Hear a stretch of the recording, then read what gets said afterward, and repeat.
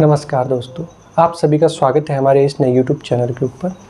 आज हम बात करने जा रहे हैं AC जनरेटर, जिसका नाम होता है अल्टरनेटिंग करंट जनरेटर। तो आज का जो हमारा टॉपिक है वो है AC जनरेटर। देखिए, AC जनरेटर क्या होता है। सबसे पहले हम ये जानेंगे कि AC जनरेटर होता क्या है। आपके पास में मैकेनिकल एनर्जी होती है, उस मैकेनिकल एनर्जी को एक डिवाइस होता है जो कि कन्वर्ट करता है इलेक्ट्रिकल एनर्जी में। उस डिवाइस को ही हम बोलते हैं AC जनरेटर। ये आपका सिंपल इलेक्ट्रोमैग्नेटिक इंडक्शन के प्रिंसिपल पे काम करता है। बहुत सिंपल सी चीज़ है जो हमने पढ़ा है, electromagnetic induction, Faraday law, Lenz law, उन्हीं सभी प्रिंसिपल पे हमारा AC जनरेटर काम करता है। कैसे क्या फ्लक्चुएट होता है, फ्लक्स का जो हमारा चेंज होता है उससे हम कैसे हमारा इलेक्ट्रिसिटी जनरेट होती है, कैसे मैकेनिकल एनर्जी हम इसको देते हैं, वो सब चीज़ें आज के हम इस वीडियो में समझने वाले हैं। बहुत अच्छा टॉपिक है, बहुत ज़्यादा इम्पोर्टेंट है, क्योंकि ये आपके आगे इंडस्ट्रीज़ वगैरह में और आप जब हायर स्टडीज़ के लिए जाएंगे तो वहाँ पर भी आपको ये अच्छे से पता होना चाहिए, क्योंकि ये काम आता है। AC जनरेटर आपने बहुत ही सिंपल तरीके से कहीं देखा होगा तो आपने मॉल्स में, ठीक है, कोई हॉस्पिटल्स में, हर जगह रेजिडेंशियल सोसाइटीज़ में, इनमें हमारा AC जनरेटर काम आता है। तो AC जनरेटर बहुत ही ज़्यादा इम्पोर्टेंट है। इसका क्या वर्किंग प्रिंसिपल होता है, इसमें क्या चीज़ें होती हैं, इसका क्या जो हमारा वर्किंग प्रिंसिपल है, इसका क्या कंस्ट्रक्शन है, वो सब चीज़ें आज के हम इस वीडियो के अंदर देखने वाले हैं। तो आज हम इसमें पढ़ेंगे, इसका कंस्ट्रक्शन पढ़ेंगे, इसका वर्किंग प्रिंसिपल पढ़ेंगे और एक छोटा डेरिवेशन है वो हम आज इस वीडियो के अंदर देखने वाले हैं। तो बहुत ही इंटरेस्टिंग टॉपिक है, बहुत अच्छा टॉपिक है। हमने अभी तक जो फैराडे लॉ, लेंज लॉ, ठीक है, वो सब चीज़ें जो हमने पढ़ी, आज उसको हम यहाँ पर इम्प्लीमेंट भी करेंगे और वो सब चीज़ें आज हम इस वीडियो के अंदर कवर करने वाले हैं। तो चलते हैं अब हमारे टॉपिक के ऊपर। तो आज का जो हमारा टॉपिक है AC जनरेटर। AC जनरेटर में देखिए, पहले इसका हम देख लेते हैं कंस्ट्रक्शन। तो कंस्ट्रक्शन में क्या होता है, इसमें एक आपकी मैग्नेट होती है, ये कुछ इस तरीके से होती है, ठीक है, ये आपकी मैग्नेट होती है। मैग्नेट के बीच में एक आर्मेचर होता है, इसको मैं थोड़ा दूर बना देता हूँ जिससे कि आपको समझ में आ जाए। ये मैग्नेट कुछ इस तरीके से रेक्टेंगुलर होती है। इसके बाद में इसमें एक ये आर्मेचर होता है। आर्मेचर से हम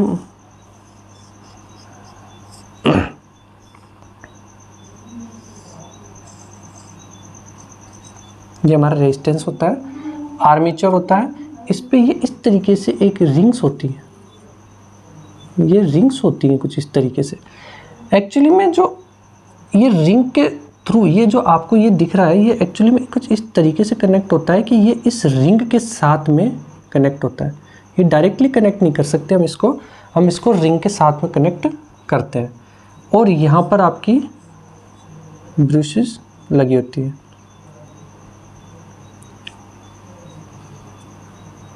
ठीक है ना, ये आपकी ब्रशेस होती हैं जिनको आप B1 B2 नाम दे सकते हो। इसके अंदर हमारा ओमेगा से हम इसको रोटेट करते हैं।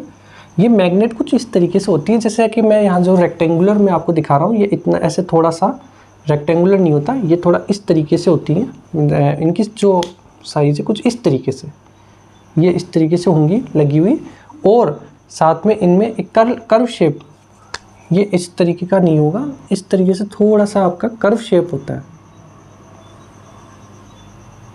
ठीक है ना। ये कुछ इस तरीके से होते हैं, जैसे कर्व, बिल्कुल इतना स्ट्रेट नहीं होता, ये कुछ इस तरीके से कर्व शेप में होती है, कर्व शेप में होती है।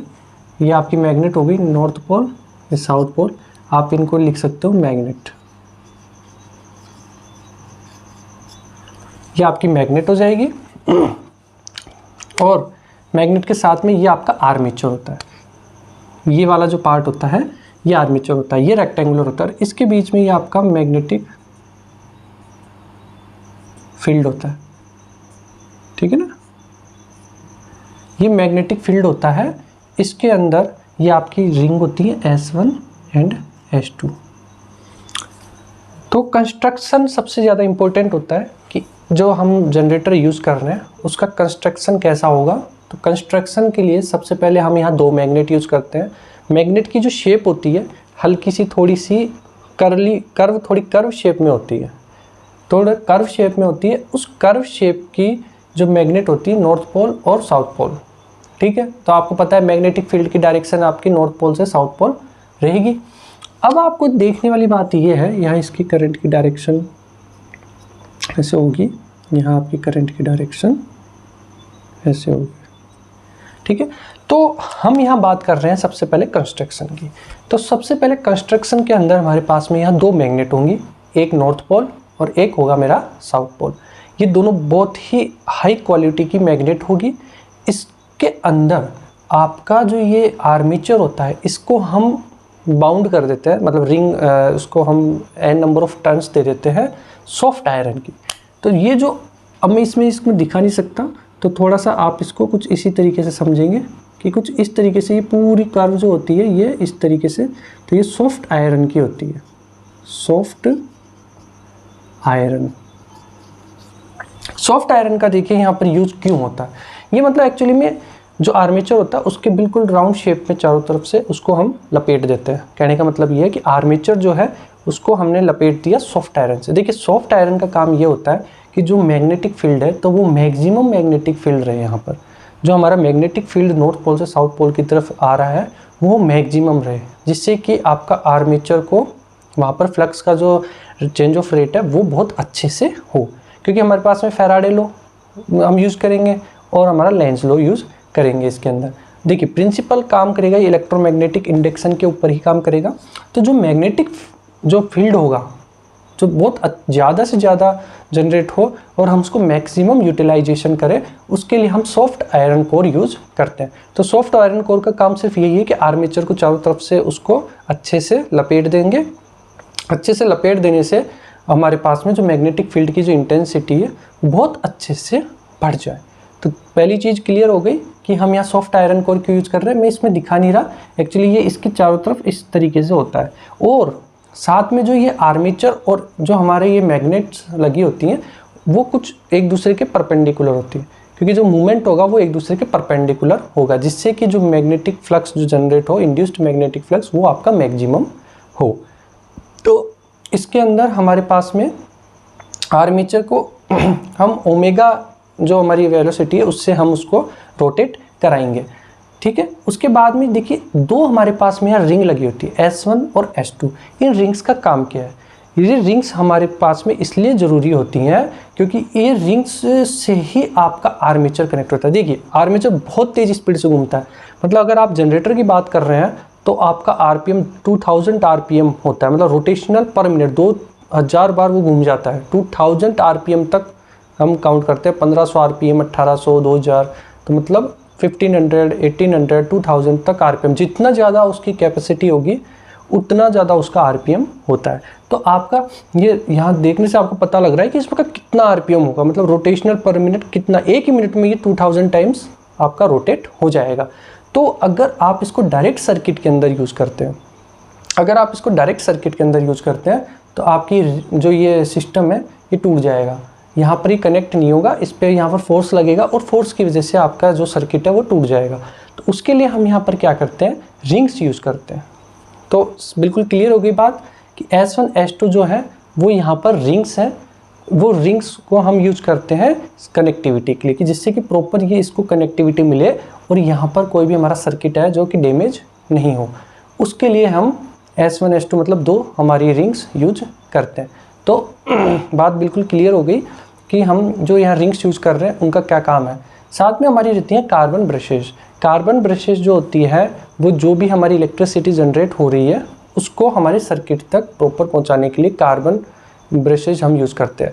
वैसे हम इसको ब्रशेज बोलते हैं, पर हम उसको वो किस मटेरियल का बना होता है, वो आपके कार्बन मटेरियल का बना होता है। तो कार्बन ब्रशेज का काम यही है कि जो आपकी मैग्नेटिक जो मैकेनिकल एनर्जी से जो आपने इलेक्ट्रिकल एनर्जी कन्वर्ट की है वो प्रॉपर आपके सर्किट में आपको मिल जाए। इसलिए तो यहाँ देखिए सबसे मेन बात वही आ गई कि हमारे पास में यहाँ पर फ्लक्स का जो है चेंज होगा, एक बार आपका फ्लक्स बढ़ेगा, एक बार कम हो जाएगा। क्योंकि देखिए लेंज़ लॉ हमेशा क्या कहता है कि जो भी आपका इंड्यूस्ड करंट या इंड्यूस्ड ईएमएफ है वो उन्हीं का रीजन्स को अपोज करता है जिसकी वजह से वो प्रोड्यूस हुआ है। इसलिए हम -d∅dt यूज करते हैं। ये मैं आपको पहले भी बता चुका हूँ, आज फिर से बता रहा हूँ कि माइनस का केवल ये काम है कि जो भी आपका इंड्यूस्ड करंट या इंड्यूस्ड जो वोल्टेज आपका प्रोड्यूस हुआ है वो उन्हीं रीजन्स को अपोज करता है जिन रीजन्स की वजह से वो वहाँ पर प्रोड्यूस हुआ है, इसलिए हम वहाँ पर माइनस यूज़ करते हैं। तो मतलब वो अगर आपका फ्लक्स जो है अगर वो इंक्रीज़ हो रहा है तो वो उसको इंक्रीज़ नहीं होने देगा, अगर आपका फ्लक्स डिक्रीज़ हो रहा है तो वो उसको डिक्रीज़ नहीं होने देगा। उसके लिए मैंने आपको बता दिया था लेंज़ लॉ में कैसे नॉर्थ पोल और साउथ पोल बन जाते हैं, जिससे कि अगर आपका फ्लक्स चेंज हो रहा है, अगर इंक्रीज़ हो रहा है तो वो उसको इंक्रीज़ नहीं होने दे रहा, और अगर आपका फ्लक्स डिक्रीज़ हो रहा है तो वो उसको डिक्रीज़ भी नहीं होने दे रहा। ठीक है, दोनों ही कंडीशन में वो उसको अपोज करता है। ये आपकी जो मैग्नेट लगी हुई हैं और जो आपका आर्मेचर होता है, ये चीज़ है, ये आपका आर्मेचर है।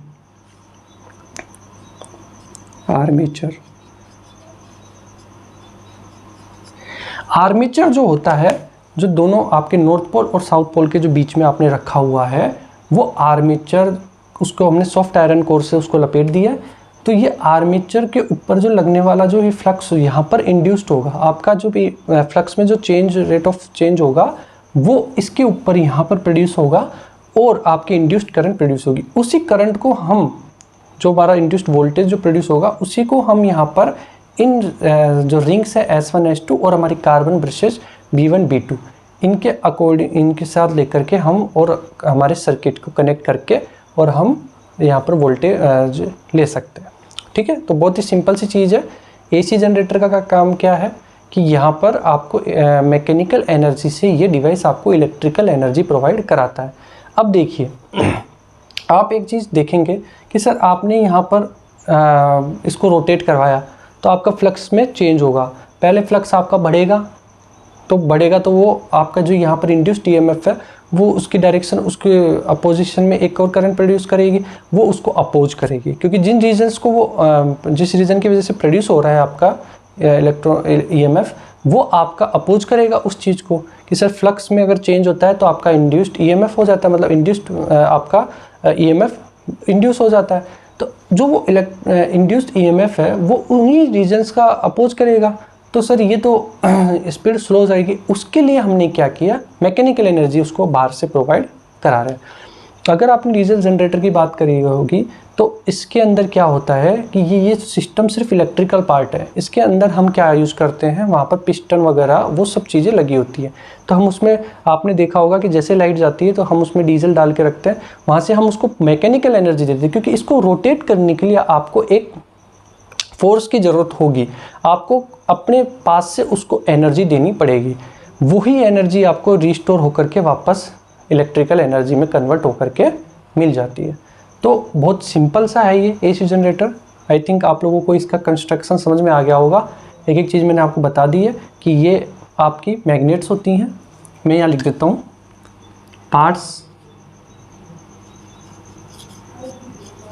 पार्ट्स में आपका पहला हो गया मैग्नेट्स,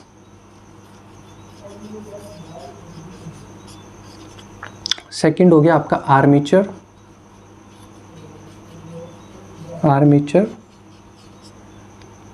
थर्ड हो गया सॉफ्ट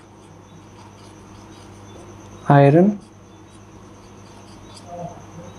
फोर्थ हो गया आपकी रिंग्स, स्लिप रिंग्स बोलते हैं हम इसको, स्लिप रिंग्स। ठीक है, और पांचवा जो होता है आपका ब्रशेज, जिसको मैंने आपको बता दिया ये कार्बन रेटेड होती है, ये कार्बन से ये बनी होती है। तो हमारे पास में ये 5 इसके पार्ट्स होते हैं, मतलब कि इसके जो कंपोनेंट्स हैं वो हमारे पास में 5 हो गए। पहला मैग्नेट, जो मैंने आपको बता चुका हूँ कि मैग्नेट आपकी नॉर्थ पोल और साउथ पोल हो गया। आर्मेचर, जो ये आपने रेक्टेंगुलर जो एक रखा हुआ है जिसके ऊपर आपने सॉफ्ट आयरन कोर की नंबर ऑफ टर्न्स उस पर लपेटे हुए हैं, है ना। यहाँ आपने जैसे मान लीजिए ये एक आर्मेचर है तो इसके चारों तरफ आपने n number of turn soft iron core रखा है। इसका काम ये सॉफ्ट आयरन कोर का कि मैक्सिमम आपको अच्छा मैग्नेटिक फील्ड तो यहाँ पर प्रोड्यूस हो, यहाँ मैग्नेटिक फील्ड अच्छा हो, मतलब उसकी इंटेंसिटी अच्छी हो। उसके लिए हमने सॉफ्ट आयरन कोर और आर्मेचर यूज किया। इस आर्मेचर को हम कनेक्ट कर देते हैं सर्किट में, डायरेक्ट कनेक्ट नहीं करते, इसको हम कनेक्ट करते हैं ये जो आपकी S1 और S2 रिंग है इसके थ्रू।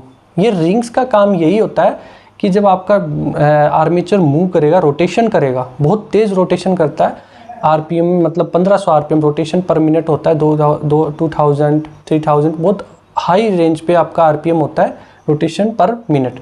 यहाँ मैं लिख देता हूँ, इसका नाम है आरपीएम, रोटेशन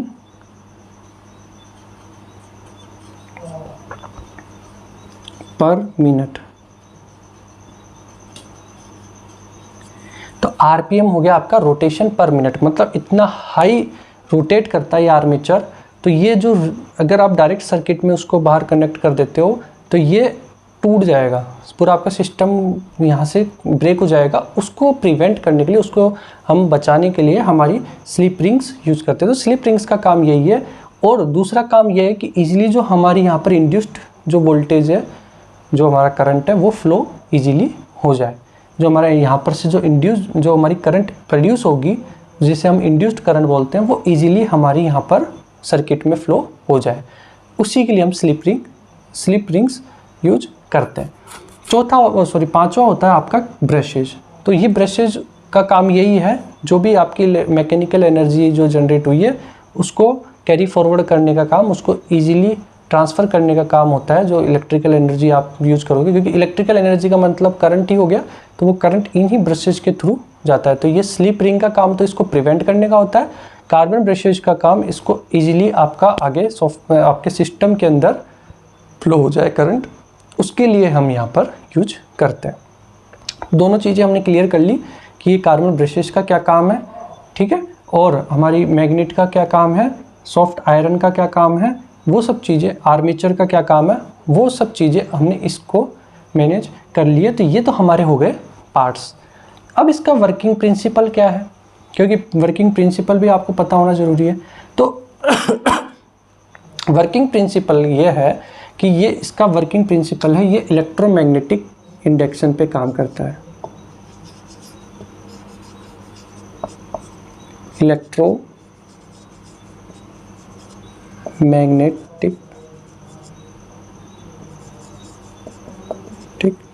इंडक्शन।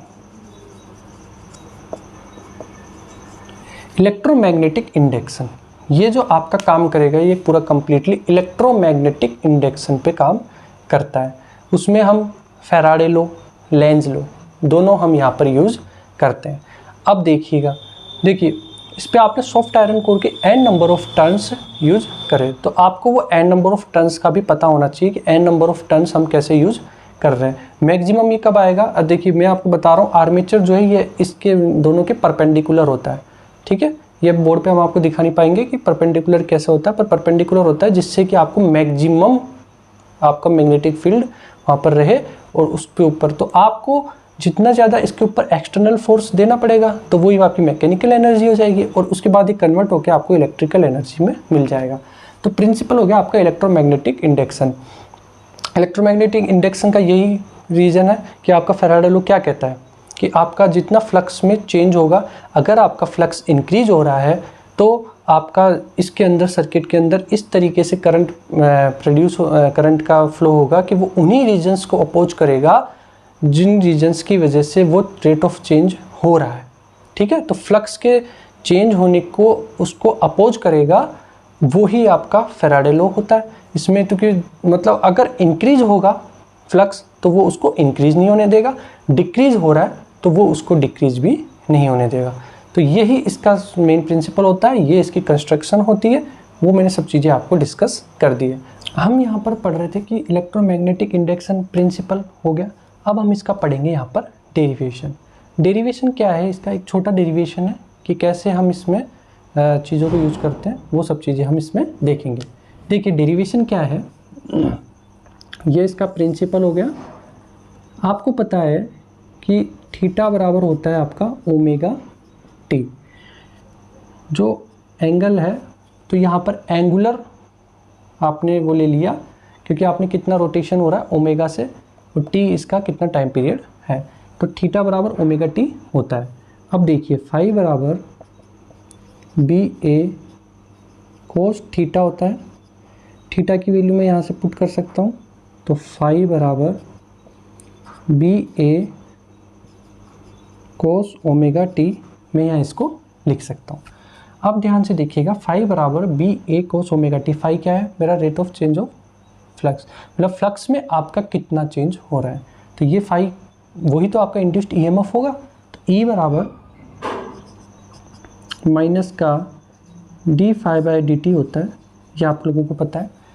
सबसे पहले हमने क्या किया, थीटा बराबर ओमेगा टी लिया, फाई बराबर बी ए कोस थीटा लिया, थीटा की वैल्यू मैंने रख दी ओमेगा टी, तो फाई बराबर B A cos omega T. ई जो है ये मेरा इंड्यूस्ड ईएमएफ है। इस इंड्यूस्ड ईएमएफ को मैं माइनस का D phi by D T करूँगा, फाई की वैल्यू में रख देता हूँ, तो यहीं रख देता हूँ मैं इसको। तो देखिए फाई की वैल्यू जब मैं रखूँगा तो B A cos omega T हो जाएगा। तो देखिए बी ए तो बाहर आ जाएगा, बी ए और एन नंबर ऑफ टर्न्स, देखिए एन आपको लगाना जरूरी है। एन का मतलब हो गया इसमें कितने नंबर ऑफ टर्न्स है, सॉफ्ट आयरन कोर का कितना नंबर ऑफ टर्न आपने यूज किया। तो N B A cos omega T, तो एन बी ए बाहर आ जाएगा क्योंकि कांस्टेंट है, और बचा क्या, कोस ओमेगा टी। तो D by D T cos omega T. इसी को मैंने आगे करा। तो जब देखिए जब इसका मैं डिफ्रेंशिएशन करूँगा तो ई बराबर मेरा हो जाएगा एन बी ए कोस का होता है माइनस का साइन, ठीक है। तो ये माइनस का इससे माइनस प्लस हो जाएगा, और कोस इसको मैं एक बार लिख देता हूँ माइनस, और इसका मैं करूँगा तो माइनस का ओमेगा साइन ओमेगा टी। देखिए डिफ्रेंशिएशन करते हैं तो कोस का डिफ्रेंशिएशन होता है साइन कोस का डिफ्रेंशिएशन होता है माइनस का साइन ओमेगा टी, और ओमेगा जो इसका फैक्टर है वो हमने बाहर ले लिया, तो माइनस का ओमेगा साइन ओमेगा टी मेरा आ गया। ये माइनस आपका पहले से बाहर है, तो ये माइनस माइनस प्लस हो जाएगा। तो ई बराबर एन बी ए ओमेगा साइन ओमेगा टी यहाँ पर हो जाएगा। इस पूरी टर्म को मैं लिख सकता हूँ ई नोट इनिशियली, तो ई बराबर ई नोट साइन ओमेगा टी आ जाएगा। तो अब आपको कोई दिक्कत नहीं है, ये आपका ई बराबर ई नोट साइन ओमेगा टी हो जाएगा। एक बार फिर से हम समझ लेते हैं इसका डेरिवेशन क्या है, कि थीटा बराबर होता है आपका ओमेगा टी, ठीक है, क्योंकि यहाँ पर आपने एंगुलर, अब की बार में यहाँ पर फ्रीक्वेंसी एंगुलर वो लिए वेलोसिटी। फाई बराबर N B A cos theta होता है। एन बी ए का एन क्या है, यहाँ नंबर ऑफ टर्न्स, जो सॉफ्ट आयरन कोर की कितनी आपने नंबर ऑफ टर्न्स ले रखी है वो चीज़ है। तो फाई बराबर N B A cos omega T. अब देखिएगा कि ई बराबर माइनस का D phi by D T होता है, माइनस मैंने आपको बता दिया अकॉर्डिंग टू लेंज लॉ। तो एन बी ए ये मैंने वैल्यू रख दी, और कोस थीटा की जगह रख दिया ओमेगा टी, तो कोस ओमेगा टी लगा दिया। इसका जब डिफ्रेंशिएशन किया तो कोस ओमेगा टी का माइनस का साइन ओमेगा टी होता है, और ओमेगा बाहर आ जाएगा इसका फैक्टर। ये माइनस माइनस इसको प्लस कर देंगे, तो ई बराबर एन बी ए ओमेगा साइन ओमेगा टी।